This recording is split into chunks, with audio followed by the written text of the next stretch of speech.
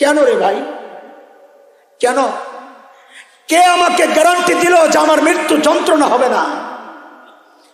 আরে আবু বকর তো গ্যারান্টি পাওয়া মানুষ, ওমর তো গ্যারান্টি পাওয়া মানুষ, ওমারু ফিল জান্নাহ। আমাকে তোমাকে কে গ্যারান্টি দিল যে আমাদের কবরের আযাব হবে না? কে গ্যারান্টি দিল বলো? কেন এমন উদাসীন হয়ে গেলাম? কেন? কোন গ্যারান্টি ভাইয়া, কোন গ্যারান্টি পাইয়া তো উদাসীন হয়ে গেলাম বলে? ভাবখানা এমন, মৃত্যু এখনো অনেক দেরি। আরে মৃত্যু কতটা কাছে তুমি জানো? এমনও তো হতে পারে শিশু নাই, যুবক নাই, কিশোর নাই, বুড়া নাই, ছেলে পুরুষ কিচ্ছু নাই। এমনও তো হতে পারে এই মজলিসে এমন মানুষও আছে যার কাফনের কাপড় দোকানে আইসা পড়ছে। এমনও তো হতে পারে কালকে খবর পাইতে পারেন বয়ান করে গেল মাওলানা হাসান জামিল তো দুনিয়ায় নাই। কিভাবে সময় শেষ করতেছি? চুল পাইকা সাদা হয়ে গেছে, গুনাহ ছাড়তে পারি না। দাড়ি পাইকা সাদা হয়ে গেছে, গুনাহ ছাড়তে পারি না। কবে ছাড়বো? অথচ মালিক সূরা হাদীদের মধ্যে ডেকে ডেকে বলতেছেন, আলাম ইয়ানিল্লাযীনা আমানু আন তাখশা কুলুবুহুম লিযিকরিল্লাহ।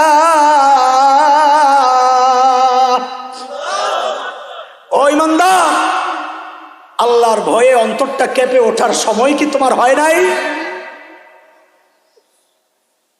কবে আসবা? ফেরত আসবা কবে?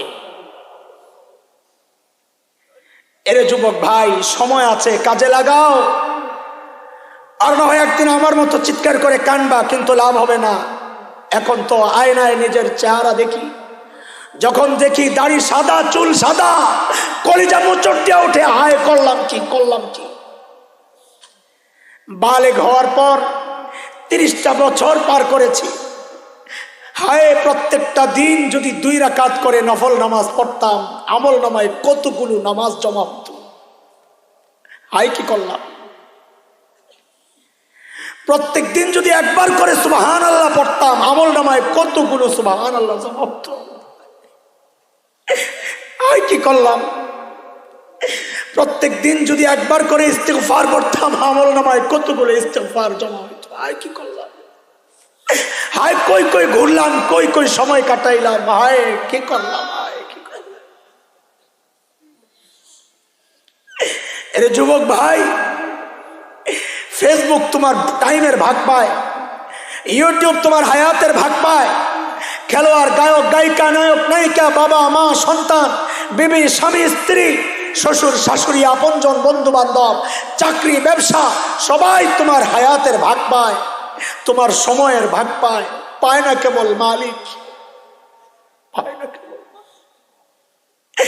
আরে জালিম, আমি আর তুমি ছাড়া মালিককে সবাই টাইম দেয়। ওই গাছটার দিকে তাকায়া দেখো, কি মনে হয় গাছটা বুঝি এমনি দাঁড়ায় আছে? না না না, গাছটা এমনি দাঁড়ায় রয় নাই। ওই গাছটা দাঁড়ায়া দাঁড়ায়া মালিকের তাসবিহ পড়ে। যে কুকুরটা তোমার সামনে দিয়া দৌড়ায়া যায়, দৌড়ায়া দাও, তাড়ায়া দাও, নিকৃষ্ট প্রাণী মনে করে তাড়ায়া দাও। অথচ ওই কুকুরটাও রুকুর হালতে মালিকের তাসবিহ পড়ে।